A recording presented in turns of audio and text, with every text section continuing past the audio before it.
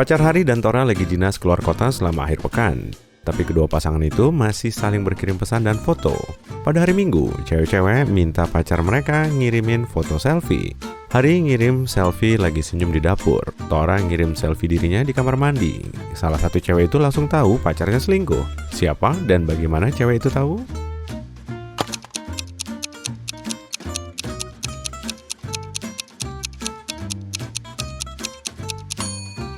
Hari yang selingkuh, lihat aja noda lipstik di gelas yang ada di atas meja dapur. Bella dan Tommy adalah pasangan kekasih. Salah satu dari mereka nyewa skuter dari tempat rental dan sekarang dia harus bayar. Pegawai rental itu datang buat nagih Rp230.000. Bella dan Tommy malah memperdebatkan siapa yang harus bayar skuter itu. Bella bilang Tommy yang pakai, jadi dia harus bayar. Tapi Tommy bilang Bella yang pakai dan dia harus bayar. Siapa yang bohong?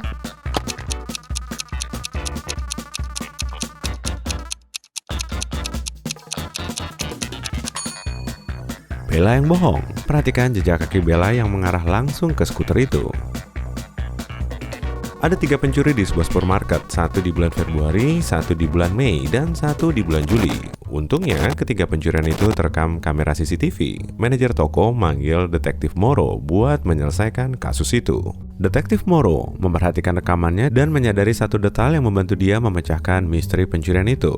Perhatikan gambar ini dan coba cari tahu siapa pencurinya.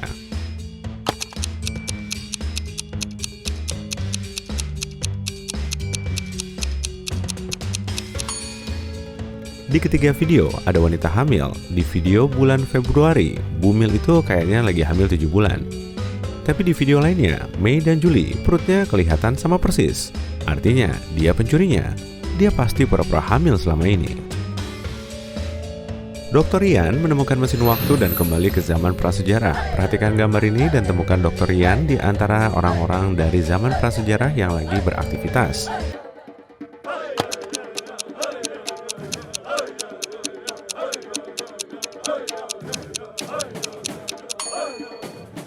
Gampang, dia cowok yang megang senter. Dia pasti bawa senter waktu berangkat menjelajah.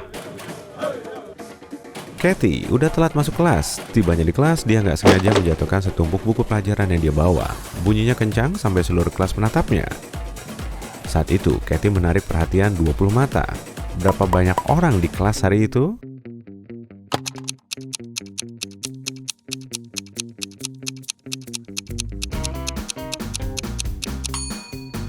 Ada 11 orang, 10 orang punya 2 mata masing-masing kan? Tambahin Kathy, jadilah 11 orang di kelas itu.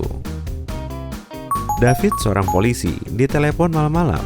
Katanya seorang ahli kimia terkenal hilang dari labnya. Setelah meriksa lab itu, David nemu kertas dengan coretan angka. Kertas itu bertuliskan 26, 3, 58, 28, 27, 57, 16.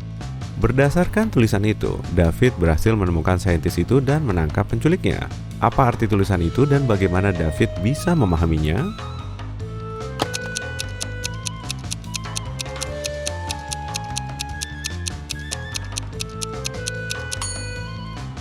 Ahli kimia itu pintar. Angka itu merujuk pada unsur di tabel periodik. Jadi, unsur untuk angka 26 adalah Fe, besi.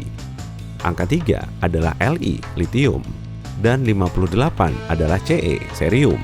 Dengan begitu, kamu bisa tahu kalau baris pertama artinya Felis, dan angka di baris kedua berarti Nicholas.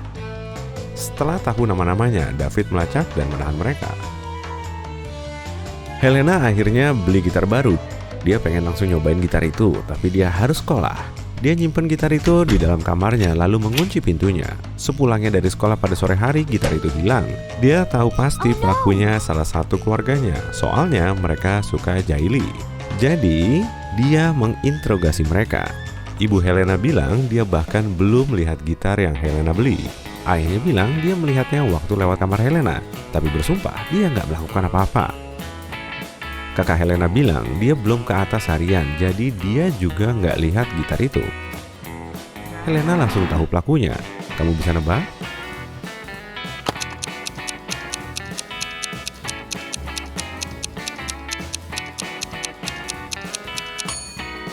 Ayahnya bohong. Dia bilang dia melihat gitarnya saat melewati kamar Helena, tapi itu nggak mungkin. Helena ngunci pintu kamarnya saat pergi. Orang-orang bertopeng merampok sebuah bank. Salah satu perampok itu minta teller ngasih semua uang yang ada di brankas bank. Tapi tiba-tiba, telepon teller bunyi. Telepon itu dari ibunya. Perampok itu nyuruh teller ngangkat teleponnya biar ibunya nggak curiga. Di telepon, teller itu nanya, "Ada masalah, Bu? Nanti telepon aku lagi aja kalau ibu butuh bantuan buat masak." Lalu dia menutupnya. 5 menit kemudian, saat perampok itu masih beraksi, polisi tiba di TKP. Kok polisi bisa tahu tentang perampokan itu?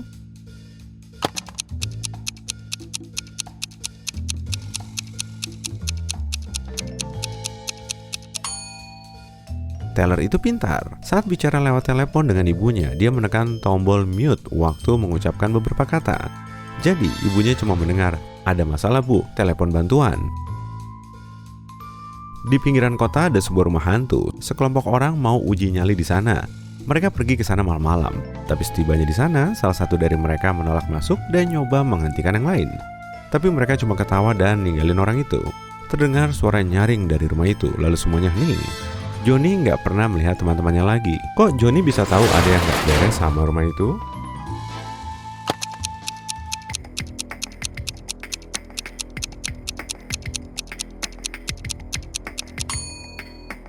Johnny jeli banget. Dia melihat ada banyak jejak kaki yang mengarah ke rumah itu, tapi nggak ada jejak luar.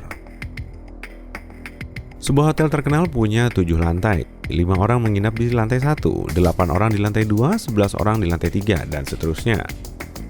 Di setiap lantai berikutnya ada 3 tamu lebih banyak dari lantai sebelumnya. Tombol panggil lift di lantai mana yang paling sering ditekan?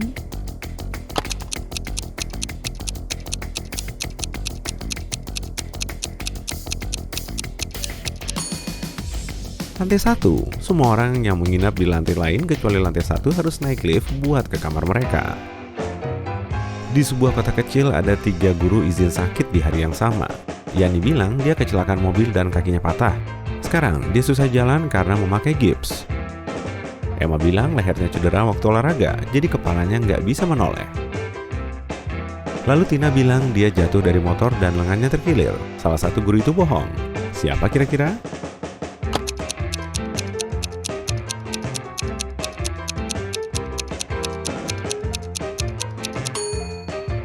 Yani, dia bilang dia susah jalan karena pakai gips, tapi dia bahkan nggak pakai kruk.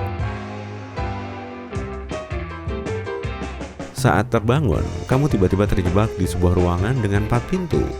Kamu dengar ada monster yang mendekat, jadi kamu buru-buru ngecek pintunya. Pintu paling kiri bertuliskan, pilih pintu di kanan untuk kabur. Pintu kedua juga bertuliskan, bukan pintu yang ini. Pintu ketiga bertuliskan, kebebasan ada tepat di kananmu. Dan pintu terakhir bertuliskan, jangan percaya tulisan-tulisannya. Pintu mana yang harus kamu pilih?